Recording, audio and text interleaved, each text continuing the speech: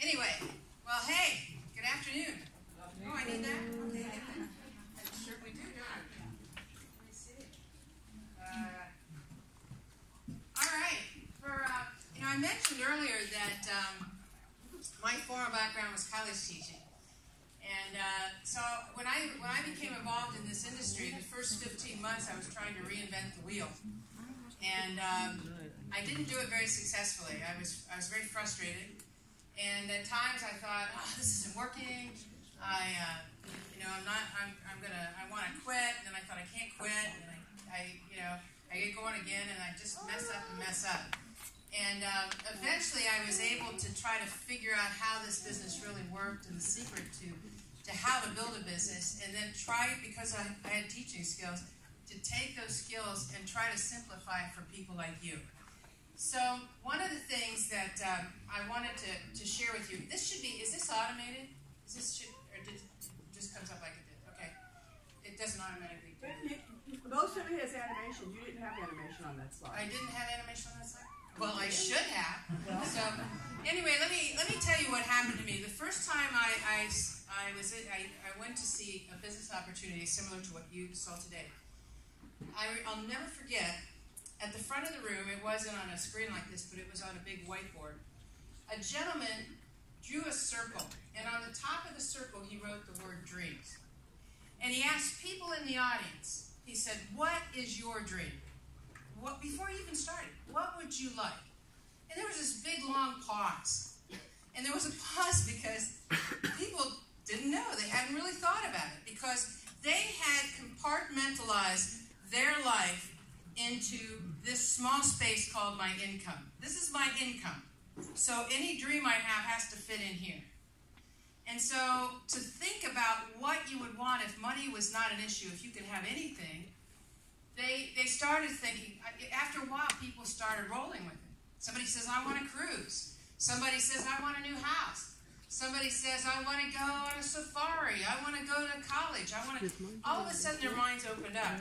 And for the first time, I thought, when you're a child, I'm sure maybe you don't remember, when you have children, if you ask a little child, what do they want to be when they grow up, they can tell you in a minute. Who do you want to marry? They can tell you in a minute.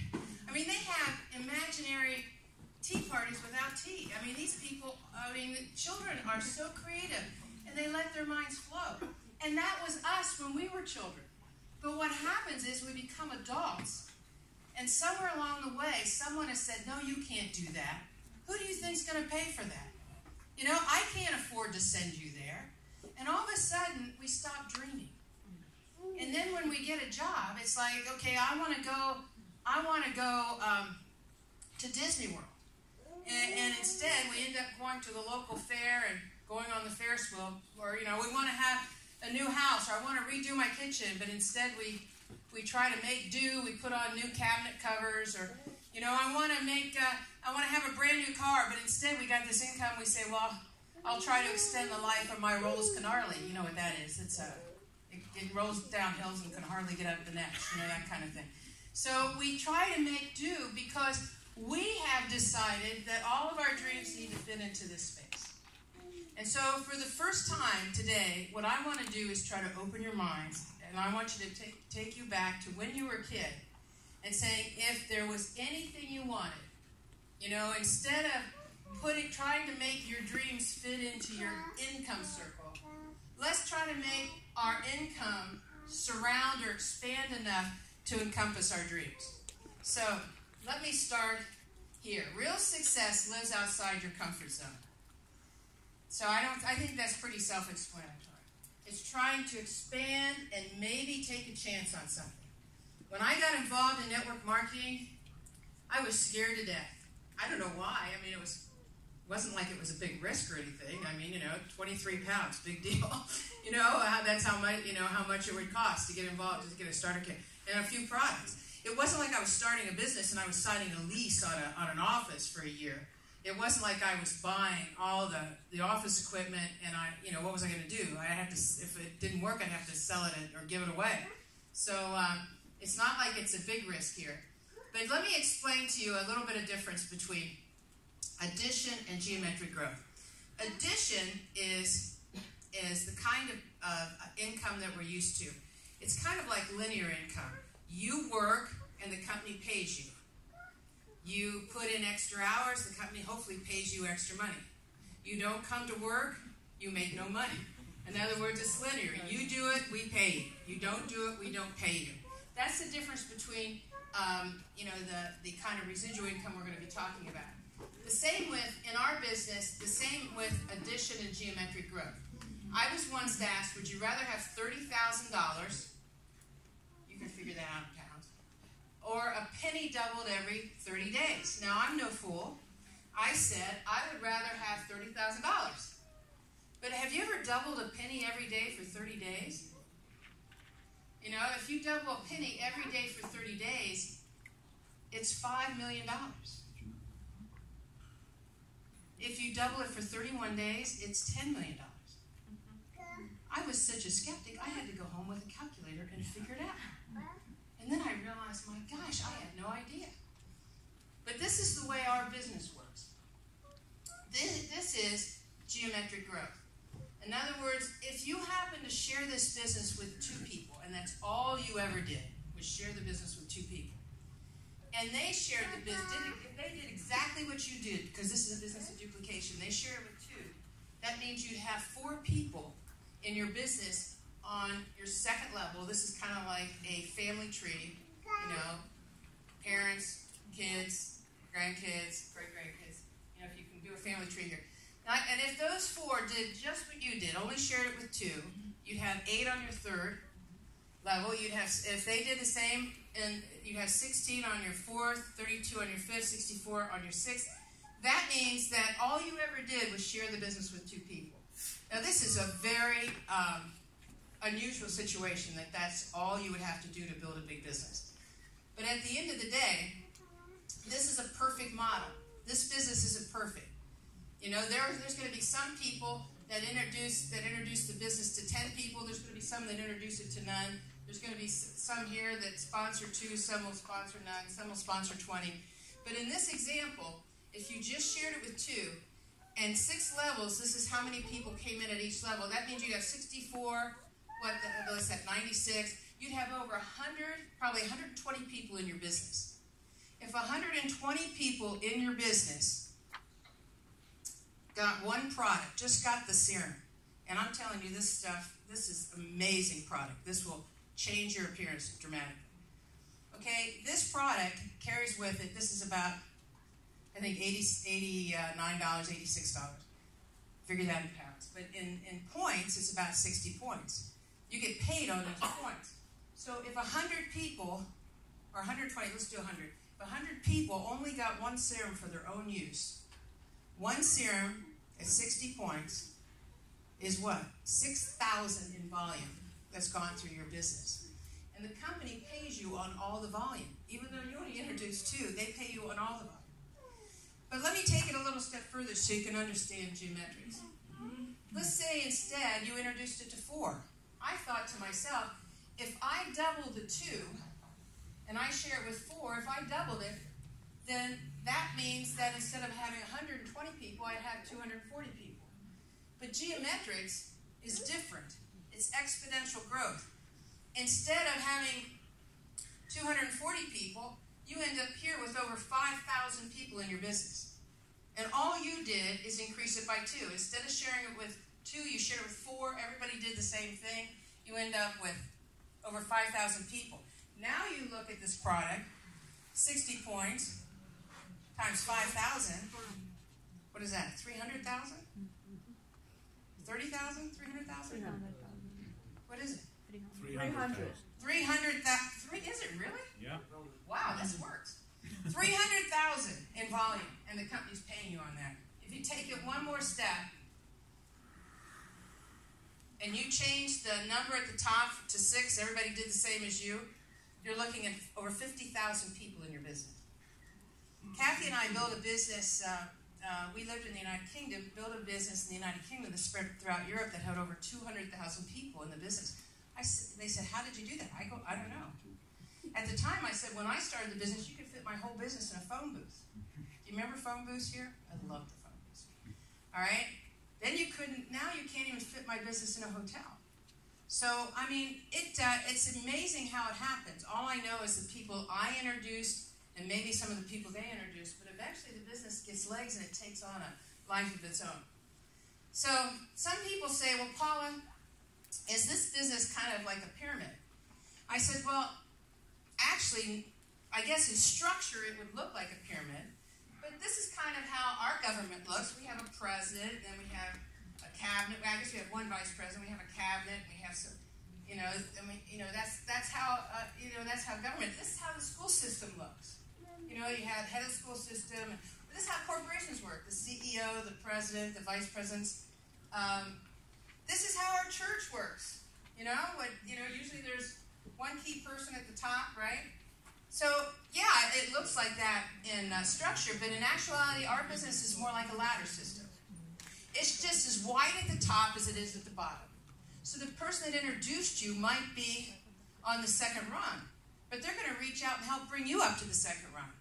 Even if you pass them up, they don't care because the volume's all adding. In fact, they're probably going to help you get to the top. So it's different than corporate America. In this business, everybody can be a CEO. You want to be a CEO, you want to be at the top, you can be at the top here. So, just to give you an idea, for those of you that are new, we call the people, like when you're introduced to the business, there's people in your upline that are willing to help you. That's your upline. Then you have your downline. There's people that come into business because of you. And then we have something called a sideline. It's like all your cousins. Like the person that introduced you might also introduce some other people. They're like your cousins. We all work together as a family. This is another thing that I wanted to talk about with linear and residual income. Is with linear income, there's a line that goes through here like this. So equal time, equal money. You put in the time, you make the money. In residual income, it goes like this. It's kind of like, imagine this. Imagine you were going to build a McDonald's restaurant. Well, first you'd have to invest your time and money in finding the location, in building the building, which take a few months, right? And then in buying the equipment, buying the food, hiring the employees, training the employees. So let's say it takes 6 months before you can open your doors and start selling hamburgers. Okay? That 6 months, you don't expect to make any money because you're making your investment. You're usually making it in money. Sometimes when we're in our business, we're making our investment in time. We're building a distribution network. McDonald's is a distribution network. They distribute hamburgers. Anybody I know that makes a lot of money in McDonald's has more than one franchise, right? Because they want to leverage their time. Think about it. If I own a McDonald's, I have a ceiling on my income. I can only make as much money as there are 24 hours in a day. Then I have to start over the next day. But if I have 10 McDonald's, I make money while I'm sleeping. In our business, and that would be kind of, in a way, a residual income. In this, you're going to put time, a lot of time. Make very little money initially as you start to put your distribution team together. But then you're going to reach a point where all of a sudden your time and money are equaling each other. And then you're going to reach a time where you're putting in very little time and you're making all this money. Because this distribution, once you have 10 McDonald's running, you're on the beach somewhere collecting the checks. You have managers running each operation. You have very little time you have to spend at any location. So it's very much similar to that. But because some people are used to linear income, they're saying, oh my gosh, I'm putting all this time, and I'm not making equal money to the time I'm putting in. Well, you wouldn't in McDonald's either. But eventually you will. So I'm giving you the warning right up front because I don't want you to be a statistic. Also, I want you to understand, the place you want to be is diamond. I could be wrong. You might want to be emerald. There's no automation, is there? Yes. Why are you waving at me? There's animation on this. There is? Well, here it is. I had animation, but that's okay. You're with me, right? We don't need. I'm on the flow here. So the bottom line here is this. I learned early in life, when I was in math class, that the shortest distance between 2 points is what? A straight line. Did you hear that? Did you have the same class I did? Did you hear that? So normally we would go from distributor right to diamond, right? But most distributors have to do this. They have to kind of take the long way. Why? Because they come to a meeting like this and they get all excited and they think, my gosh, this is the greatest thing I've ever seen. Everybody's going to want to do this. And then they share it with their cousin, and their cousin says, have you lost your mind? And so all of a sudden they're down here. And then they share it with somebody else who said, oh my gosh, I agree with you, and then they're back up here. Right? This, we get our emotions in the way. And what I try to tell people is you want to level your emotions. That's a pretty good word, level. If this is your emotions and you level it, then you've got little tiny bumps. I was one of these people that I tell somebody and they say, yes, I'm going to run with you on this business. And I think, oh my gosh, this is the greatest thing. I'm going to be at the top of this thing before long. And then I share it with somebody else and they said no. And then I spend 3 weeks being all down about it. And then I turn a 3-second disappointment into 3 weeks. That's just the way it worked for me. Until I learned that I needed to control my emotions and I needed to level them out. There's that line. I got an animation backwards. So what I'm going to do is help you crack the code. So you're going to get all my wisdom in the next 30 minutes on how to build a business like this. First of all, it's understanding the business you're in. You're in the distribution business. That means you have to put a distribution network together. You have to be willing to talk to people and decide who it is you want to have join you in your business. Now, understand this. You have the right to choose the people you want to be associated with. So be selective. I was looking for certain people, and I'm going to tell you which kind of people I was looking for in a minute. There's my McDonald's analogy. So what you have to do again, because once you start this, you're in business for yourself. That means you are a business owner. You never thought of yourself as a business owner. When you sign up, you are a business owner. You own your own business here. The only thing about this is you're in business for yourself, but you're not by yourself. Because we're all here to help you.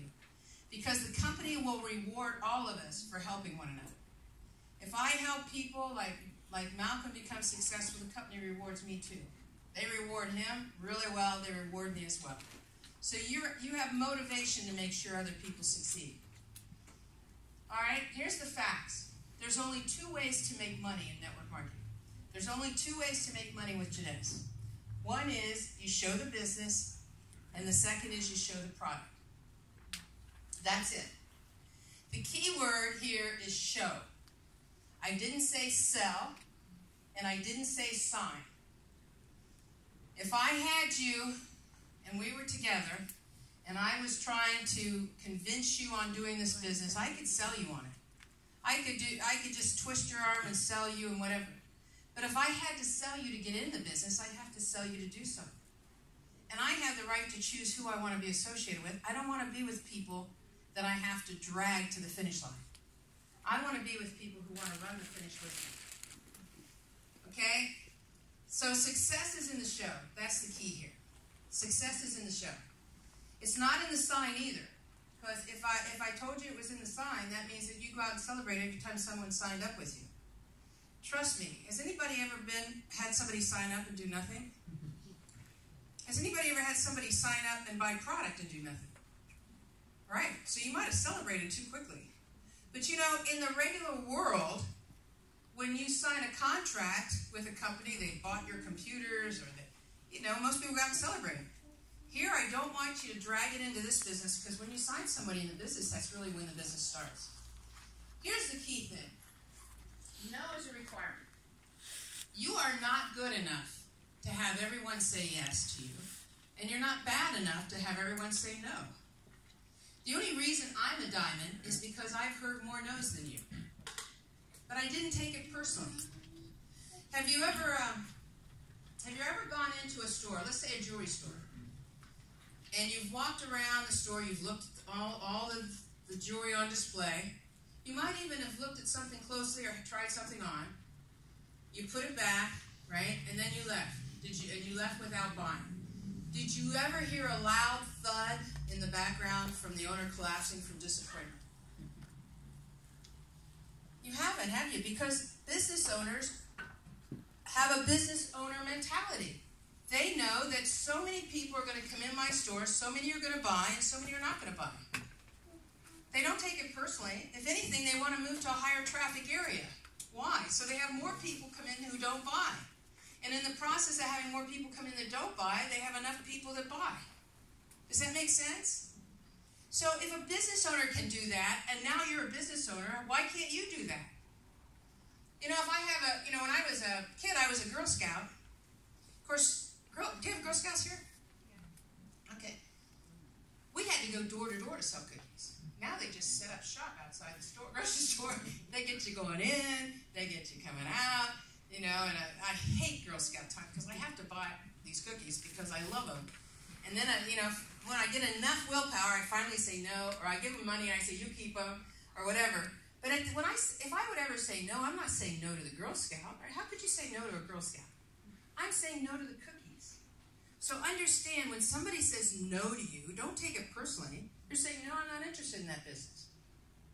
And then, I always say to them, is that no for now or no forever? Because I want to be able to come back to them and say later, how's it going? And it's always the same with them. Oh, it's about the same. Then they always say, how's it going with you? And then I can tell them all the great things that are happening. And then they go like, oh, maybe I should do that business. And I've had more people join later after I've had a chance to kind of show the path and show that it works and it works. I mean, there's too many successes here to say that it doesn't work. It works. But understand, no is a requirement. There's no way you're going to be successful without having to push yourself through a lot of no's. But sort through the people. So they say no. Move on. It's like no, no, no, yes. No, no, no, yes. No, no, no, yes. The next thing you know, you're successful. All right? Other people's opinions are irrelevant. I don't know what it is, but sometimes it seems like, more so when I was starting than it is now, that people feel they need to give you their opinion on what you're doing. Have you ever had somebody give you their opinion? Like, you're in one of those, or you're doing that. And, I got to the point where, I want to say to somebody, okay, you're a hairdresser? Oh, you're in one of those? You're one of those people that work with people's dirty hair before you wash it? Oh, or you're an estate agent? Oh, you're in one of those? You're selling property? You know what I mean? Nobody gives them their opinion. I mean, I wouldn't dream of giving an opinion of a hairdresser or giving an opinion. For some reason, they feel they have a license to give you an opinion. And you just cut it off. I don't need your opinion. I made a decision. I'm going to build a business. Other people's opinions are irrelevant. Numbers are key. This made all the difference for me. I was sitting at a meeting. There was probably 1,000 people. I wasn't being successful. And I'll never forget, I was sitting there and I was thinking, and I was reminded of a statistics course I had taken in grad school. And this statistics course, the professor was at the front of the room. The auditorium was like about 200 people. And the professor says, statistics are as real as science. It's a real science. He said, and he started talking about election polls, Nielsen ratings, which are our ratings for television programs. And I'll never forget, he said, I'm going to name a date. And let me see, there's 200 and some people here. I'm going to name a date, and I'm going to ask people who have their birthday on this date to stand up. He named a date, and exactly the number he said was stood up.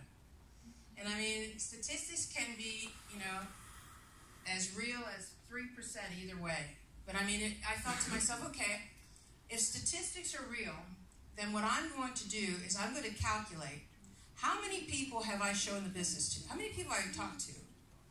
Then how many of them wanted to see the business? Then how many of them wanted to see the business actually got involved? And how many got involved actually did something? And I started trying to figure out what my ratios were. And at the time, I figured out it was about 5 to 1. For every 5 people I talked to, one wanted to see the business, and for every 5 that wanted to see, one got involved, and for every 5 that got involved, one did something. And I started to calculate, if statistics are real, if my professor, what he told me was the truth, then I should need to talk to this many people and show this many people in order to have this kind of results. So I sat there and I calculated what I needed to do. And eventually I got so good at the presentation. And it wasn't that I was good at the presentation. What I got good at was my belief. And I'll talk about that in a second. And that really made all the difference. But anyway, what happened is, once I figured it out, the formula, I ended up becoming a diamond in that business. And that was so long ago. That was, have you ever heard of Amway? Yeah, I became the first single woman in Amway to reach the diamond level in North America. So, and I did it because I was a nobody, and I did it because I figured it out.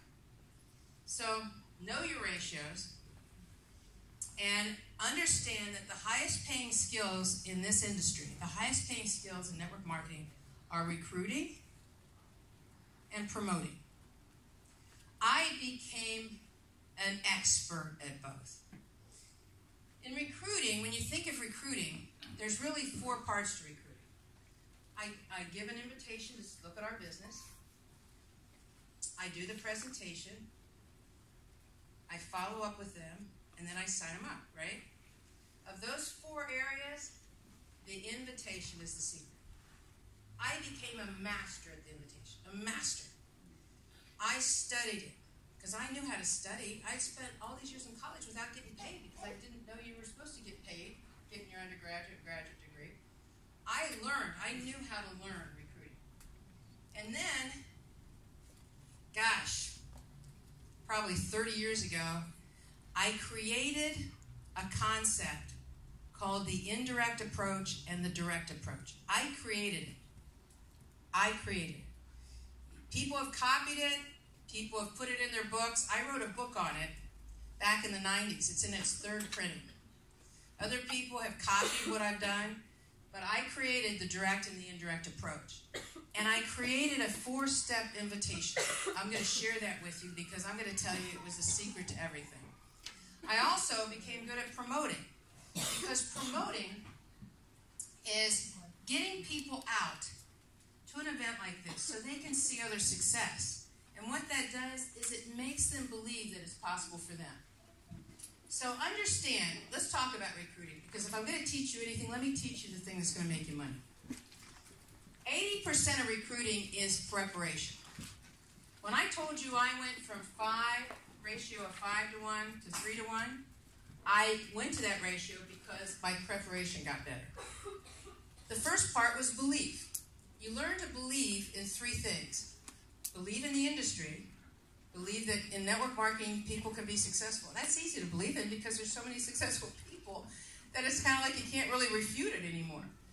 Okay? Believe in this particular company, Jeunesse. It's easy to believe in Jeunesse because Jeunesse is just breaking all kinds of records. And Jeunesse has a lot of successful people. When we go to Bora Bora, there will be at least 100 diamonds that they're flying first class to Bora Bora, South Pacific. So there's enough proof that you can't say it doesn't work because it works. So then the real mix in this is you. Do you believe in you? And so I had to work on that because, I started to work in it in this way. Let me go back for a second. Let me give you an example. Let's say that I'm going to pick ice hockey. Does everybody know what ice hockey is? Okay. I could pick soccer, but ice hockey is a little bit more, you really need to know how to skate or you're not going to do it very well, okay? So let's say that I wanted to play ice hockey. I don't believe I can do it. But then I get on the ice and I start skating. And I fall down. And then I get up. And then I fall down. And then I get up. And then I fall down. And then I get up and I go a little longer and then I don't fall down. And then I go a little longer. Maybe I fall down. Maybe I don't. But eventually, I start to believe I think I can learn to skate. And once I start to believe, I get confidence.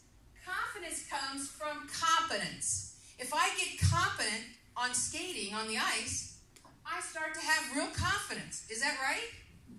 And then when I have confidence that I can do it, the other key thing is to have posture. What is posture? Posture is confidence on the outside. In other words, if I believe in the business so intently and I am confident that I'm going to be successful, then I have to be able to transmit that to you when I tell you about the business. Fair enough? So that posture comes from the way I walk, the way I talk, the way I shake hands. So sometimes we don't always have the posture initially. So what we do is we mirror people who are confident. We mirror people who have posture of confidence. They might have confidence they have it on the inside and the outside. We mirror them. So the only person I could think of was the president of the Chase Manhattan Bank. You can do Lloyd's if you want. I kept thinking, how would the president of the bank walk? How would they talk? How would they shake hands? How would they dress? They would show confidence in running this bank, right? So I started to pretend that I was the president of the Chase Manhattan Bank. And in pretending, I walked a certain way, I dressed a certain way, I talked a certain way, I shook hands with confidence, none of this little...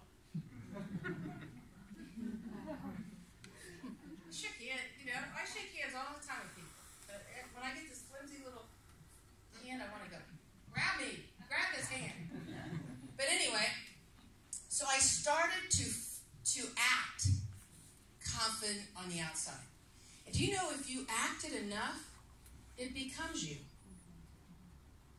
I pretended enough, I became. And then vision. This is really important. You can tell when Malcolm talks, he has a big vision of this business. You know, when you talk, you can only say what's in your head. You know, what comes out of your mouth has to do with the 6 inches between your ears. If you have a teeny-weeny vision of the company, or with this little skincare company, then it's going to be a little teeny-weeny story. But if you have a big picture, a big vision, 140 countries, we're at 40 offices, we got all these distribution centers, we're going to 20 billion. You tell a bigger story. That's your vision. So you got to get it in your head right. And once I got these things right, my ratios went from 5 to 1 to 3 to 1. You with me? So then the actual process, I put on here one last thing is backup. What's backup? Well, if I'm going to show the business to somebody, I need some backup. What's the backup? I need to have maybe some videos that I can access, maybe a brochure, maybe some product to show. Look at the backup Malcolm had. Didn't that really add to it when he could show you videos, when he could demonstrate the product? That's backup. So also backup is having a sponsor you can put on the phone with your guest. Hey, I want you to meet my upline. That's backup. So once you get all this preparation ready, you're ready for the process. Let me tell you how I choose the people that I want to recruit. I qualify them. How do I qualify? I'm looking for people who are people that are ambitious, people who want more, people who want to own their own business. I'm looking for people who want to get out of a job they hate. I'm looking for people who want to get out of debt. I said want. I'm not saying need. I'm not looking for people who need. I'm looking for people who want. There's a big difference. I want people who want to change their life. Okay? I'm not, you might go out on the street here, you might find somebody in the street collecting money. There aren't necessarily the people that I would go out and talk to. I'm looking for people who want, who are doing everything they can to change their life. I'm a solution-oriented recruiter. You're going to be more interested in what I have to say if I can provide you with a solution to your circumstances. If you want out of a job, if you want to move to a different country, some of you are here in London because maybe your company transferred you here and you'd rather live in Manchester. Or maybe you'd rather live in Belfast or Dublin or someplace where your family is. But you're here because of a company. You're not here because this is where you want to be. But you don't have any choices. Now you do. Because because I have the solution. Anybody I talk to, I try to find out what it is that they want. Then I tell them, I think I got a way I can help you. Not sure if it's for you or not, but let me run an idea past you. That's how I do it. So when I put the invitation together, I'll tell you how my direct and indirect approach started. I originally drew this house, and in the house sits you. And I thought, if I come in the front door and I say, I want you in my business, that would be a direct approach. But if I came in the side door and I said, I'm looking for somebody who could use a lot of money or extra money, you might say, well, how about me? So the direct approach said, I want you. The indirect approach came in the side door and said, I want somebody, maybe not you, but you are going to volunteer yourself. See how that was indirect? I even came up with a backdoor approach. But every time I would show it, I'd have to do a house. And finally I came and I said, I'm just going to talk about the direct and indirect approach. And I did this back in the 80s, and I've done it in the 90s. This became my signature training for the last 2-3 decades. But anyway, I had a 4-step approach to the direct approach. Here's how it works. The direct approach is the intro, the want, the lock-in, and the close. Here's how it works. I always told people, when you do the intro, you have to be quick and short, to the point. And the intro was critical. The intro was, I'm going to call you on the phone. Now, I want to say one other thing. When I developed this, I was teaching a full-time job. I was finishing up grad school at night for my PhD, and I was coaching for this university. It's really hot. Are you all hot? Yeah. They can't do anything? That's the lowest? Can anybody not stop breathing for a little bit? We can open the windows, but well, do it. Whatever you can do. I'm dying here. So anyway, now they think about opening the window. So anyway, I only had, in the evening, I only had a limited amount of time. And I thought, I've got to create an invitation that you can get on and off the phone in 3 minutes. You with me? So I thought, 3 minutes. You can do this in 3 minutes. Let me show you how it works. Hi, this is Paula. How you doing? Listen, I've got to be somewhere, but I called you for a reason. I always tell them I either have an appointment, I tell them I'm running out the door, or I've got to be someplace. I've only got a minute, but I called you for a reason. Now, why did I do that at the intro? I did it because I can't have them say, well, what is it? Tell me now. I don't want any of that. You with me? So if I said that at the beginning, then I could get off the phone quicker. If I said at the intro, I've only got a minute, I'm running out the door, I've got to be somewhere, then if they started to say, well, what is it? I say, that's what I want to tell you. You never say, I can't tell you. That sounds weird. You never say, you always say something positive, like, that's what I want to tell you, but I can't go into it now. Okay? You with me? Now comes the want. How did I determine that? This is before Apple phones. I probably still would use paper. I had a big tablet. On that tablet, I emptied my brain of every name I knew. I put on the tablet. I didn't think of Jeunesse. I didn't think of the network business I was in. I didn't think of anything because I don't want to judge. I just wanted to empty the names on the tablet. Let me tell you something. You have a brain. A lot of it works on memory, right? A lot of it does strategy. I wanted the memory to be on the paper so I could just focus on strategy. So I listed everyone I knew from the time I was a kid to every job I'd had, to every neighborhood I lived in, to every organization I belonged to. I listed everyone. Now, some of those people you don't like, some of those people you never want to be in business with. So, it didn't matter. Some of those people are 3 months old. Some are 100 years old. But the bottom line was I just wanted to get the names on the paper and out of my head. Then I went through the list. I thought it was really clever. I had a green pen, a red pen, and a blue pen. With the green pen, I checked off everyone on that list that was like me. Who like me? Who's ambitious? Who wants more? Who wants to be in their own business? Then I took the red pen and checked off everyone I knew that was dissatisfied. You know who they are, because when you're at social events, they're always telling you how they hate their job, they hate their boss, they hate where they live, right? Don't they say that at social events? I checked them all off, any ones that I knew. And then I took the blue pen and I checked off anyone who had wants. What I mean by wants is they wanted more. They wanted to travel more. They had a baby on the way. They wanted a bigger house. I checked off everyone that I knew wanted more. All of those things are wants. They want to own a business. They want out of their job. They want to travel. They're all wants.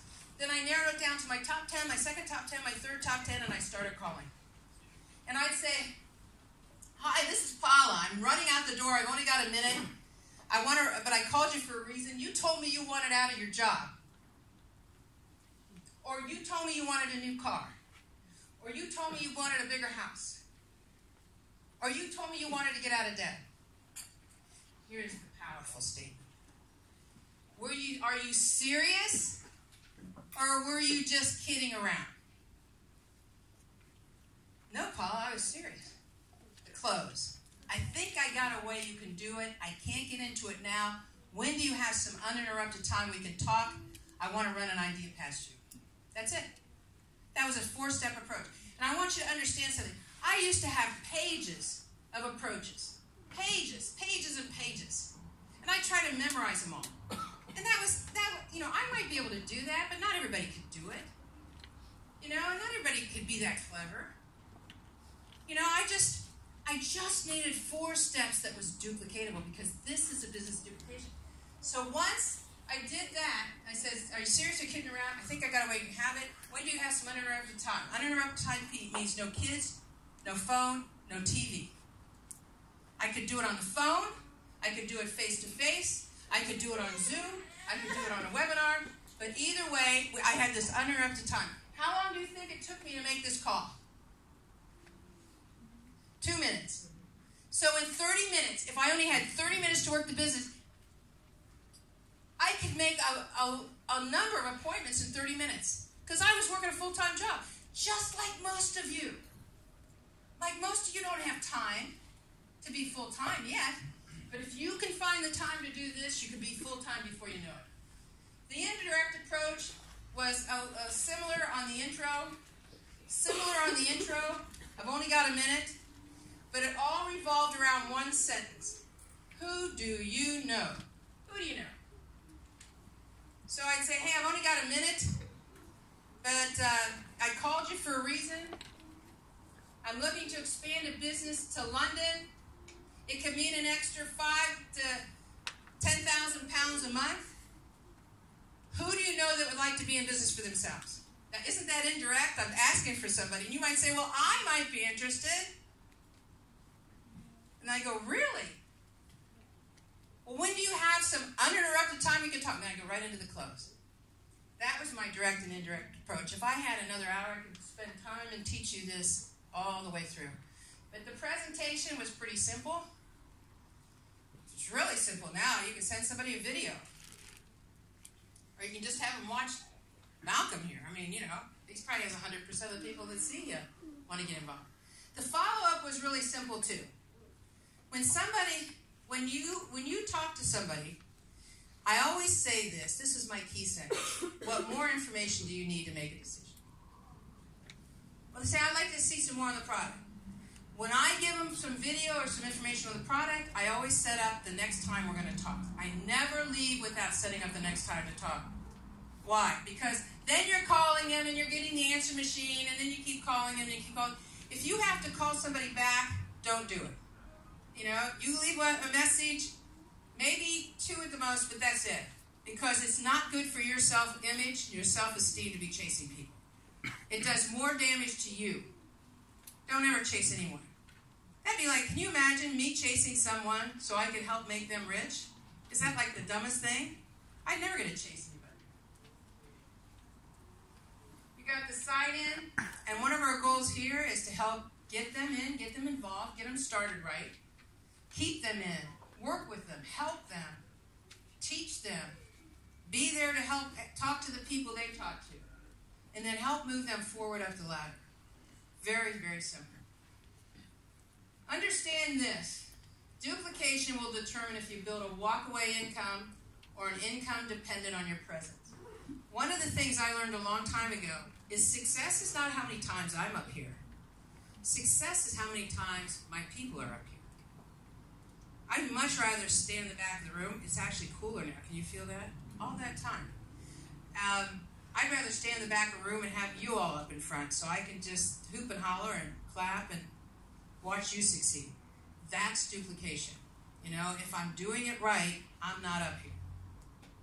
So, there you go. I didn't even know this slide was here, but this is a good slide. This slide has to do with, you know, success is a decision away.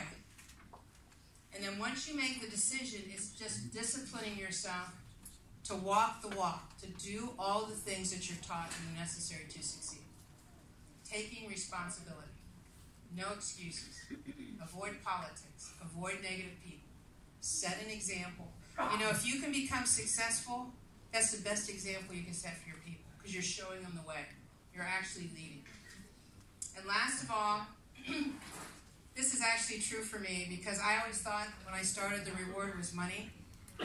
And then once I had the money, I realized that the real reward was the freedom I had. Can you imagine waking up in the morning when you're done sleeping and not to an alarm clock? But it wasn't until I helped my first person succeed that I really knew the true gift of this business. So, you know, along the way, as I was building this business, I went to a financial firm because I needed some investment advice. And the person who owned the firm was Kathy Robbins. She owned an investment firm.